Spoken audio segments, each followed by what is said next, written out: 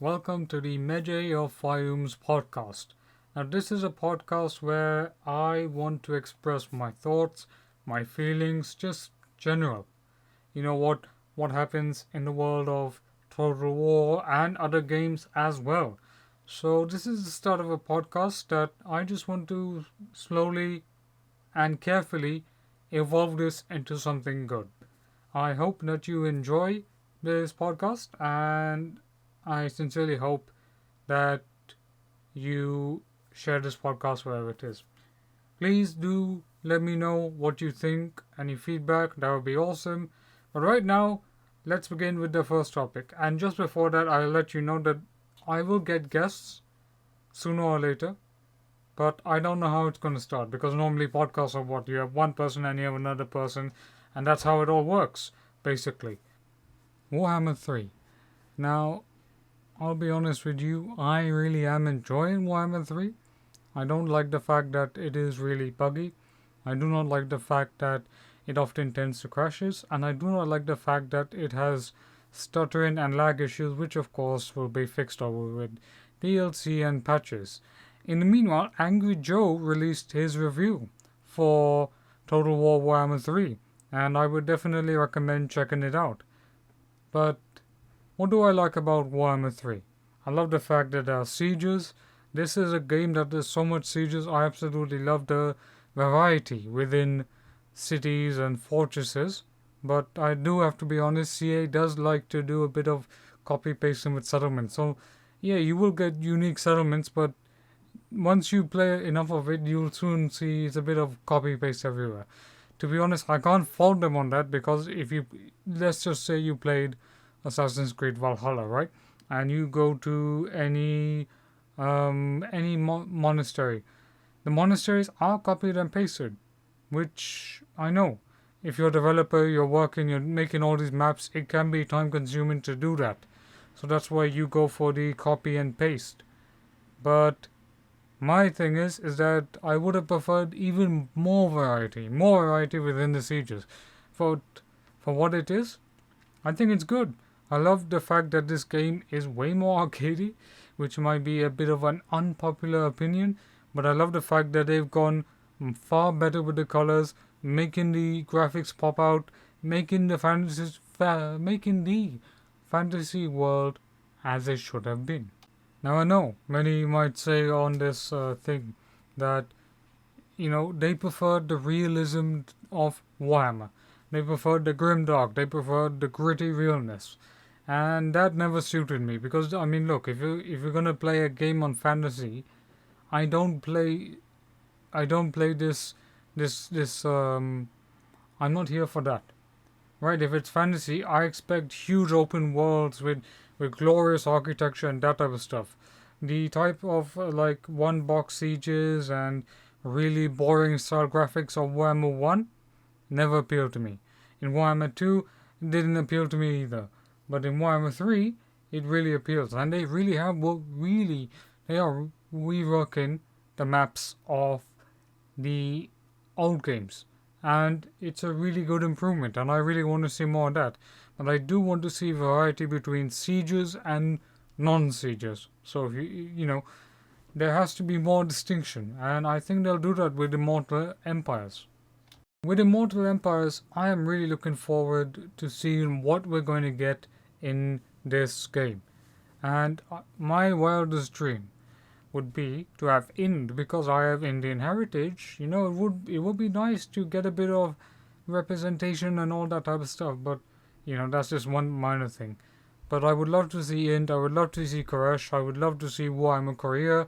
I would love to see Nippon, because it would give me my dream of getting my fantasy samurai walking all the way to the gates of Altdorf.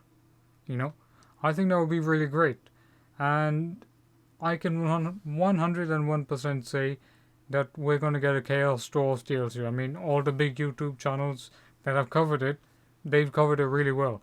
I mean, if you want to really get into this type of thing, you can definitely go and have a look at the Great Book of Grudges, Italian Spartacus, Monsters and Milk and Cookies Total War. You've got all that type of stuff. they provide better analysis and better content than I could when it comes to the world of Warhammer Fantasy. But I'm just giving my thoughts. And look, I've reached 1k and I'm really grateful for that, but I'm still a small channel and I've still got a lot to do.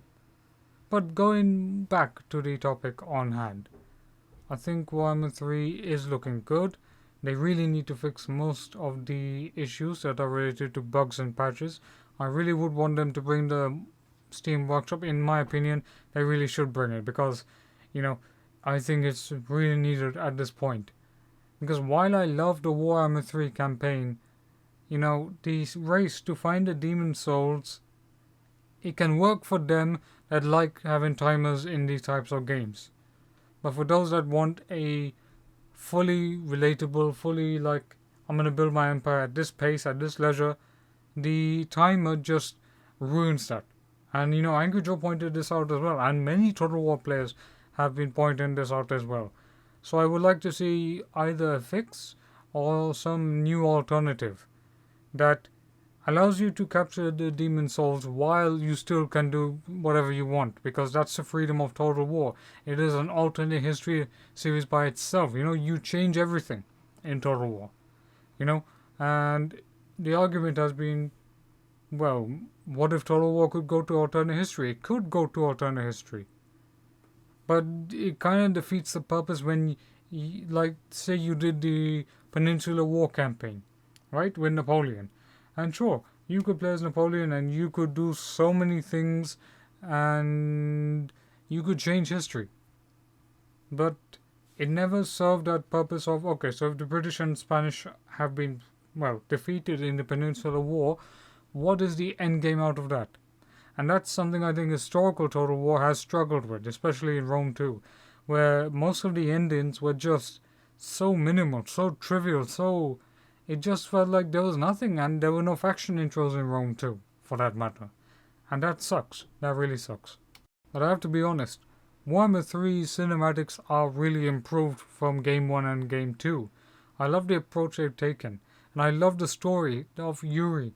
But I felt like there's more to the Demon Prince of, there's spoilers, so, just be careful. But there is more to Yuri's story. And I feel that there is way more to be done. In fact, most of the endings for the Warhammer 3 campaign, they're not impactful enough. They're not big enough.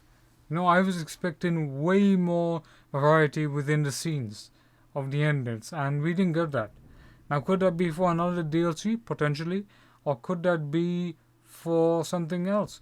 But here's one thing. Once you say Western, why is the long winter not broken? Like, Kislev lands still remain Kislev. They still remain in cold and snow. There's never any, everything's back to normal, like you play in the Empire, right?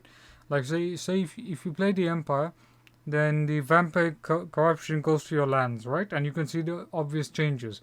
But you don't see that in Kislev. You don't see that. So there could be one or two things. One, that there is still a lot of unfinished content within the main game itself of Warhammer 3. And to be honest, I have to agree. Because Warhammer 3 needs a bit of DLC and Immortal Empires at the same time. I mean, I don't know how to put it, but there is a lot of finished content and there's a lot of unfinished content. Right, like for example, you have night battles. Night battles only happen maybe once or twice, but they're not like in custom battle. They're not there yet. So what this basically makes me feel is that this is a very rough prototype. It's still there. There are still polishes everywhere, but things need to be improved upon, and then they'll probably expand with DLCs and patches and God knows what. So that's what Warhammer 3 feels like. But do I really have motivation to play the game now? I have some motivation, but not too much, because I'd rather play the Immortal Empires. I want the Battle Royale. Give me that. Give me that, because that's when the real fun begins. The story campaign is fantastic. The way the battles are fought, fantastic, but I've had enough of the Warhammer 3 story campaign. Now I want more. That's what I'm saying. That's what I'm saying to CA. Give me a little bit more. But, you know, I still think Warhammer 3 is great, but if there's one thing I'm not that quite happy with is the multiplayer lobby.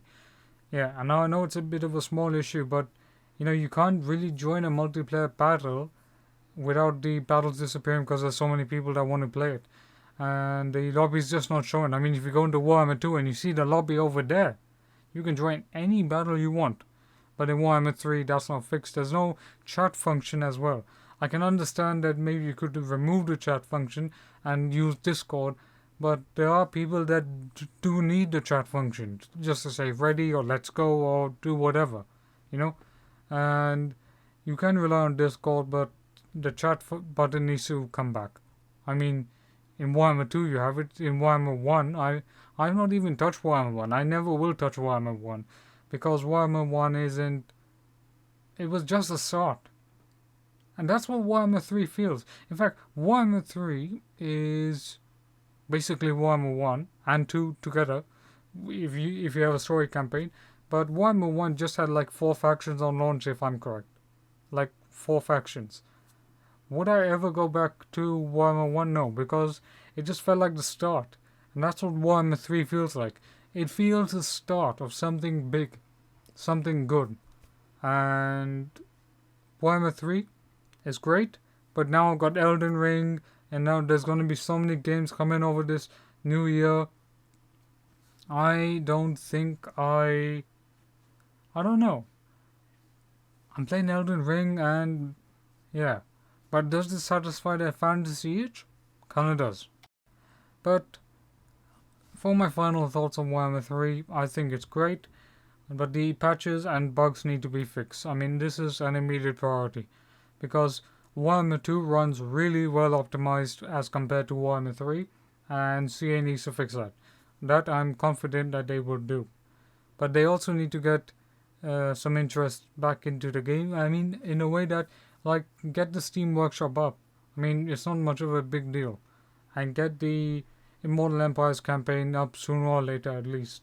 Because, Warhammer 3 might be, it had its hype and now it's a little coming down, but it will come back again because Warhammer 3 is going to be it's almost like a live service game. I could be wrong. It's almost like a live service game where things are happening, where things are going, etc. But let's see. It's a great game. Definitely needs improvement in areas, needs DLC, and we'll see what happens. Now we go to the subject of historical total wars. And basically, not just historical total wars, but total war modding, because total war modding, for at least for the start of this year, has had some really, really good announcements and some not so good announcements, which I'll explain with the whole, the Dawnless Days naming situation, which, well, let's go on that really, because the name was changed, I believe, because of some issues that they had, and it just didn't feel right. So they named it to Dawnless Days. It used to be ROM, which I'll use just ROM because, I want to be careful of what I say. But ROM was great until, corporations and, well, not corporations, but, things happened and it just didn't feel right. And I don't think that's a good thing that they had to change their name, but they had to because of issues. And they changed it to the Dawnless Days, which I think is still better, and they moved the mod over to Nexus. And I've never been a fan of Nexus, to be honest, because Nexus is just too much. It's not for the user. It's more like for other people. And that's really what the Epic Store is. It's more for developers than it is for consumers in that way. But anyway, I know I would want to approach more on this subject, but I'm going to leave it for now, because there are other YouTubers that can talk about this. But Dawnless Days, they announced a big. Dawnless Days announced the fact that they have this big campaign map, and now you can fight battles on it. And they're actively developing they're really developing the campaign map, and you can see their streams. And this is an achievement for Total War modding. in an era where Total War modding has become more or less more difficult to do. More difficult in the sense that that it takes time. It takes time to learn how to mod Total War games because the new Total War games are complex. They're not easy to learn and mod. And we had Medieval 12 come up with a big update. Now I think they're going to work on custom cities for July during the summer. They're going to work on custom cities for that thing. And that's a really good thing. But Medieval 12 is going to work on these things, and I think it's a really fantastic, great thing, because I'll be honest, I love Medieval 12, but I can't play it anymore because I'm tired of fighting in vanilla Attila sieges. I have to be honest, I am really, really tired of that. And I mean, the fact that Dawnless Days has now custom cities, admittedly, it's few at this point, but they are working on lots of maps in the backgrounds, and I really do think with more maps, with more custom cities, it's going to be great for multiplayer. But for Medieval 12, I welcome it, because as I've explained, we need medieval cities. We need medieval castles or citadels or fortresses, because I understand that while the campaign map is out, and that's really fantastic, I just can't fight in a vanilla Attila settlement anymore, because this is not me blaming anybody. I'm just saying in general, because I know Medieval 12, the modders are working really, really hard, and it's going to take them some time. It would take them some time to work on all the cities and stuff. So they worked on the roster first, then the campaign map, or I think it was either way. They worked on that, and they're doing really, really good. But this is just my podcast of what I think. It's just my thoughts, really. Because I express it during live streams, but I really want to express it during here. So that's what I think. And Divide et Impero also released its 1.3 update, and it's got a lot of patches, a lot of new, and really a lot of new. What's the word? New. I'm trying to find it. I'm just trying to find the word. Well, a lot of new changes, a lot of new updates. So DEI got it as well. Total War modding is in a really, really good place right now. And in fact, you can go to the Medieval 2 mod DB page, and you can see all the mods that are browsing there. And I think it's a really, really good idea to really check, because Total War modding is still alive. It's still alive. There are big mods that are coming out. There's mods in development you might not even know of. Rome 2 still has mods for it. In fact, you really should try New World, which puts Atlantis, Egypt, the Norse, all kinds of other factions, and I think it's really great. It's definitely worth checking out. And Age of Bronze. Now, for those of you that don't know, Age of Bronze was a mod that was announced a couple of years ago that they were working on. Now, the main problem with Age of Bronze was that it took them a long time to get to where they are now. They've done the rosters, and they're actively working on the campaign map. So work is still going on. Perhaps it could be that this year we see a release of Age of Bronze. Perhaps. And I'm just saying perhaps. Or it could be delayed to the next year. But work is still going on. Because I was talking to Benjamin, who works on the campaign map and models, etc. for Age of Bronze. And he said, from what I understood, to simplify it, is that they're going to work on remodeling the cities, like on the campaign map. So if you have looked at medieval warfare, and you can see that the cities have these medieval style like structures. So they replaced the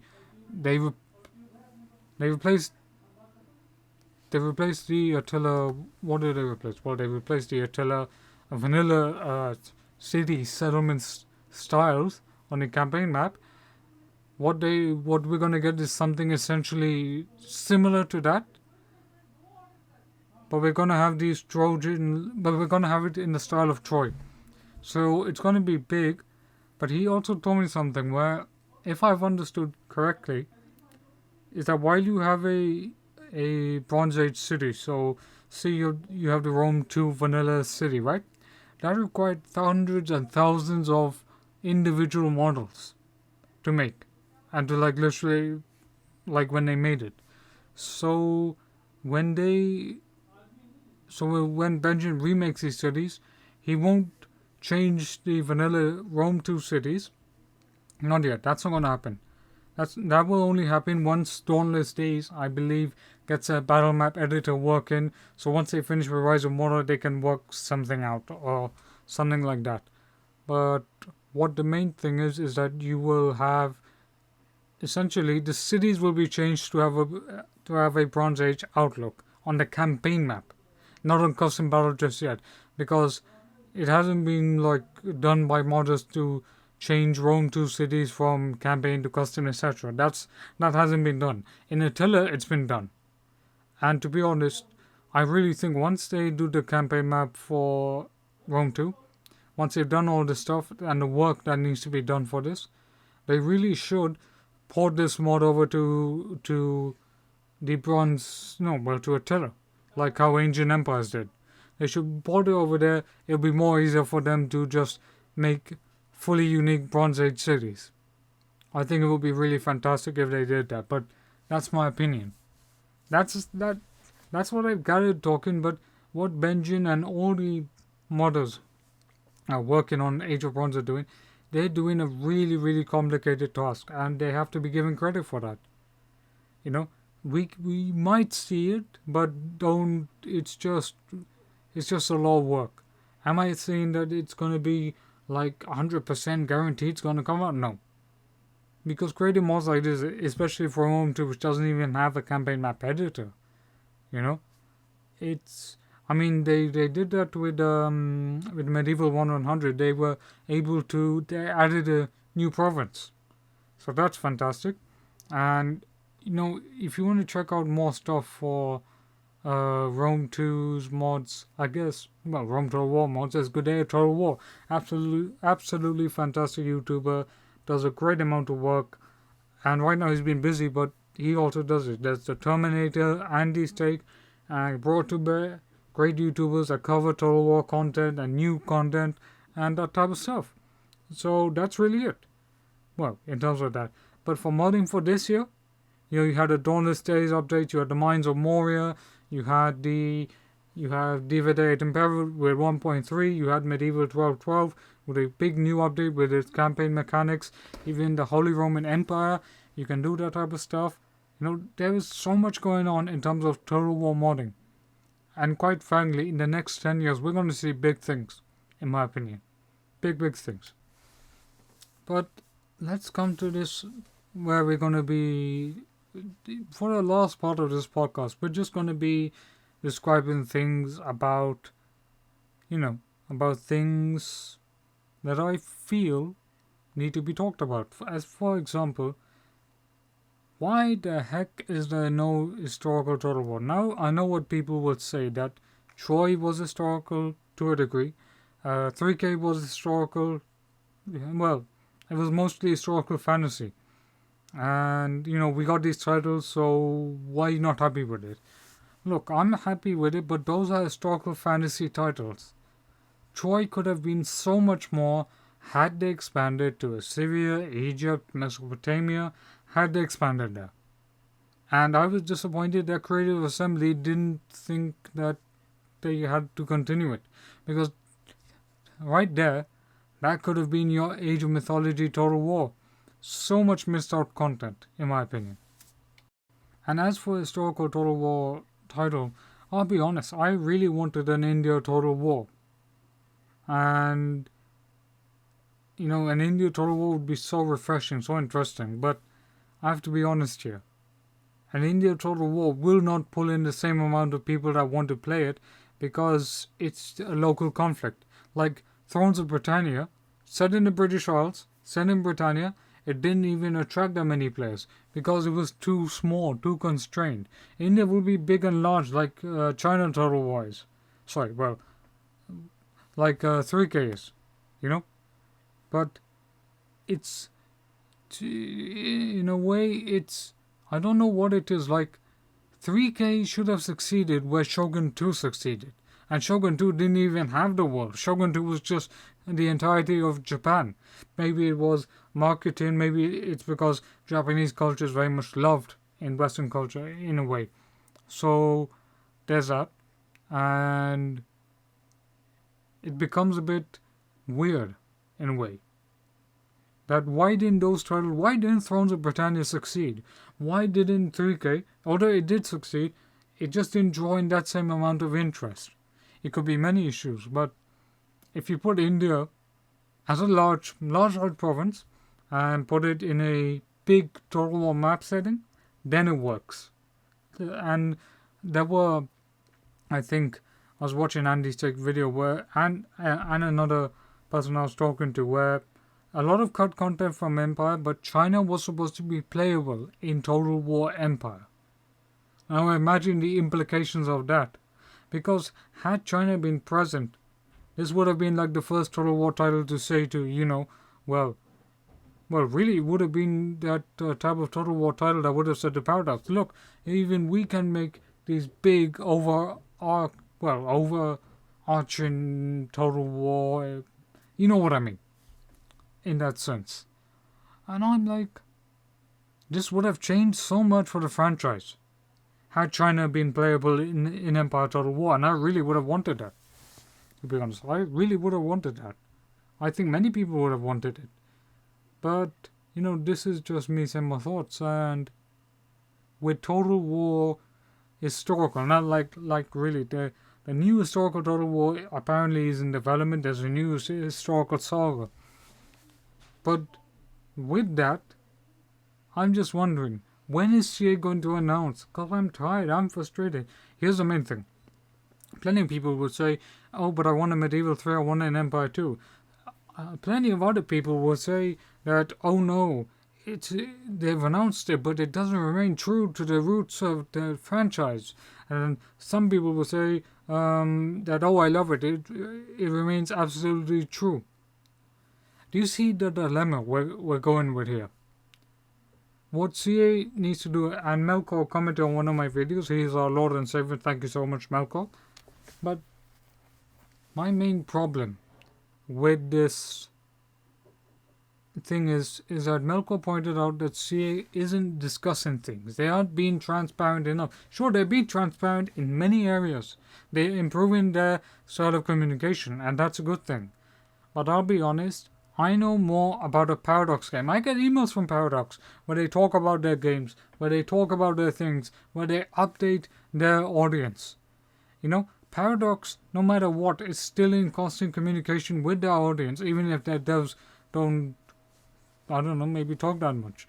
But they really do take the consumer to be important, and I'm no doubt that CA does this. And they're doing a good thing, but you know more about Paradox's Victoria 3, and you haven't even touched that game. You haven't even played that game. When you haven't even played that game, it's like, wow. And you don't know anything about Total War Historical or Total War New Saga. There's for the new sagas, you can watch Cody Bonds and Melkor's video. But all of these new titles and such, in terms of historical whatever, the main thing is, I know there are people that say that, yeah, I'm satisfied with Total War and I don't need any more, I don't need it. But look, we need to know the details. Announce the title, but don't release it. Just announce, give us information, give us blog, because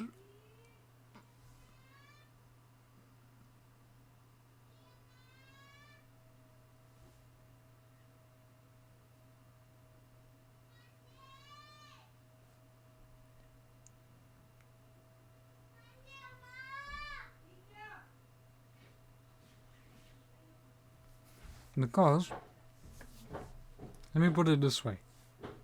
I want to know what CA is working on. I need a clear historical roadmap, like you have for Warhammer 3. Do it for this.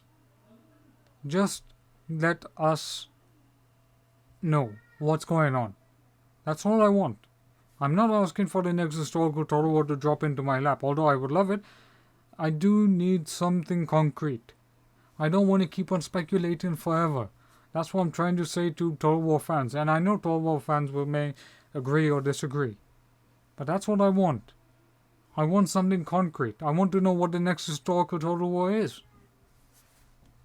So we really need a new historical Total War announcement, at least, because the historical fan base, I have to be honest, they're not happy. None of them, they're not really happy with the fact that, sure, Warhammer has this thing, but where's the love for historical? It's like, it's completely forgotten. Not completely forgotten, but, I want CA to announce that, we're working on this historical title and we're going to be doing these things, etc. All CA needs to do to drum up excitement, once again, announce. And let us speculate. Let the fans speculate. Just give us something. But we don't want what we don't want is a repeat of Rome 2. We don't want that. We don't want a repeat of Rome 2. Because Rome 2 almost, it did things. And it had a good redemption arc. But we don't want a Rome 2 release. Never in a million years. That's something, that's my opinion. But I would love if CA could just say to us for a second that we're just doing it. We're going to be working on it. We're going to be just do a teaser, just do something, just announce. If I can my wildest dream would be to have a saga title in the Bronze Age, not Troy, but give us the whole Bronze Age and do an Alexander saga title. Just give us those two. I'll be the most happiest person in the world. But just give us that, please. Now I'm joking, of course, but for historical Total War fans, give it. So please give it. But alright. So we've come to the end of this podcast, and just to sum it up, really, Warhammer 3 is great, but needs patches and DLC. Total War modding, it has gone off to a really good start with big announcements, minus a few bumps along the road. We really need a clear historical Total War roadmap. We need an announcement, and just as a general thought, what the epilogue of this podcast is. So first of all, I'm gonna thank you guys for getting me to 1K. I'm really happy. Now the goal is to get to 2K. So get me there. The other thing is that I've been playing Elden Ring. I like the game. I like the way it is, but it's not. I understand the design, the structure of the game, but it is an open world, action orientated open world. If I said that right, a bit of a tongue twister. But that's what it is, really. That's really what the game is. It's not Assassin's Creed. It's not Witcher. There's no big cities with lots of quests, and it's a bit of an unusual experience. Would I say it's a 10 out of 10 game? No. I expect to be blasted for that. I think it's a fine game. I wouldn't say it's necessarily the best game, but it's a fine game. Not the best, but the fine. It's fine. Do I think Expeditions Rome is a really fantastic game? I'm going to be doing some live streams of it. I really want to do live streams of Expedition Rome. In fact, I want to live stream different games. Cyberpunk came out with 1.5. I think it's really good, but I haven't fully tried the game yet because I think it needs way more content, in my opinion. And Babylon's Fall also came out, and a lot of people have been dismissing that game, and I really need to try it out. Lost Ark came, and I'm really liking Lost Ark. That's also good. But there's going to be some big games coming over for this year that we don't know about. I will maybe say, oh yes, I want to spend it, but I really want to save my budget as much as possible. Would I say anything else? No, but for YouTube, I've applied for monetization, so I'm just waiting for that. And you know, this is the start of me just doing a little podcast. I know it's not going to make much of a difference, but I want to do these podcasts slowly, expressing my thoughts, getting my thoughts, and letting you guys know what I think of what this podcast could be. And I want it to evolve. So this is the first. Don't expect it to be perfect. Don't expect it to be anything. And I'm going to be doing these weekly podcasts every Monday. So just me expressing my thoughts and just do my thing. Now I'm just thinking whether I should put the Total War footage that should relate to it. But to be honest, I just want to express my thoughts. This is me being me. I don't want to do fancy editing. I don't even want to do that. This is just me saying this. So let me know. I want to strike a discussion with you in the comment section below. What do you think? What could come?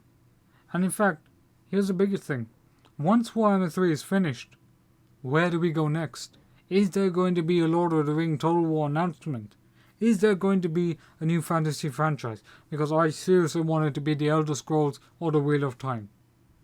So that's it. So don't forget to leave a like, share, comment and subscribe. I will see you on the next podcast for next Monday. See ya.